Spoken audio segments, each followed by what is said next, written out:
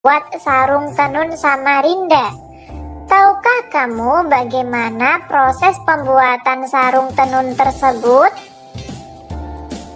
Nah, ini adalah proses pembuatan kain dan baju. Bunga kapas. Nah, kapasnya itu dipintal lalu dijadikan benang. Setelah itu benang ditenun. Setelah ditenun jadilah kain. Setelah jadi kain baru dikasih ke penjahit baju. Penjahit baju tersebut membuat pola baju dan menjahitnya menjadi baju. Dijahit, jadilah baju. Kurang lebih prosesnya seperti itu ya. Bagaimana yang kita pakai ya? Mungkin teman-teman ada jawaban lain juga nggak apa-apa, silahkan kalian tulis ya. Dan mungkin saya ada sedikit kesalahan mengetik atau yang lain-lain.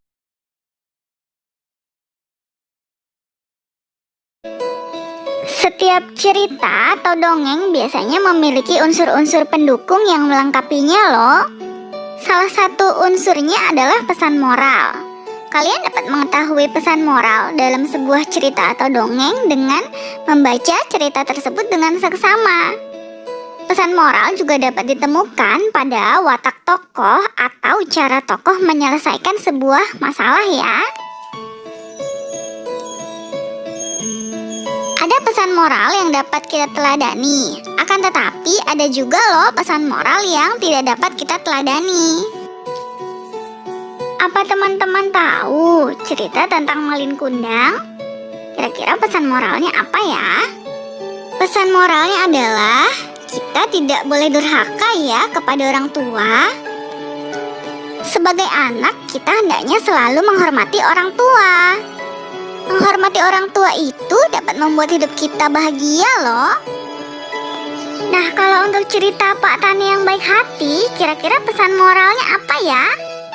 Kalian bisa baca ceritanya di buku halaman 109 ya teman-teman. Sekarang kita akan belajar membedakan sikap baik dan tidak baik ya.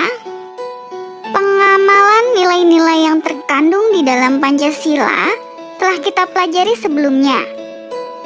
Di antara pengamalan tersebut banyak sikap yang perlu kita terapkan dalam kehidupan sehari-hari. Untuk mengetahui apakah sikap tersebut baik atau tidak baik, kita perlu membedakannya ya teman-teman. Contoh pada sila ke-1. Sikap baik, berdoa sebelum dan setelah melakukan kegiatan. Sikap tidak baik, tidak berdoa sebelum dan setelah melakukan kegiatan. Contoh sila kedua. Sikap baik, mengikuti kegiatan sosial di lingkungan sekolah dan rumah. Sikap tidak baik, tidak mau menolong orang yang sedang kesusahan. Contoh sila ketiga. Sikap baik, mempelajari dan menghargai budaya bangsa Indonesia ya. Sikap tidak baik, tidak menerima teman yang berbeda suku, ras, atau agama. Contoh sila keempat. Sikap baik, menerima kritik dan saran dari orang lain. Sikap tidak baik, memutuskan sesuatu sesuai dengan keinginannya sendiri. Terakhir, contoh sila kelima ya. Sikap baik, memberi bantuan dengan ikhlas kepada korban bencana alam. Untuk sikap tidak baik, misalnya membantu teman dengan mengharapkan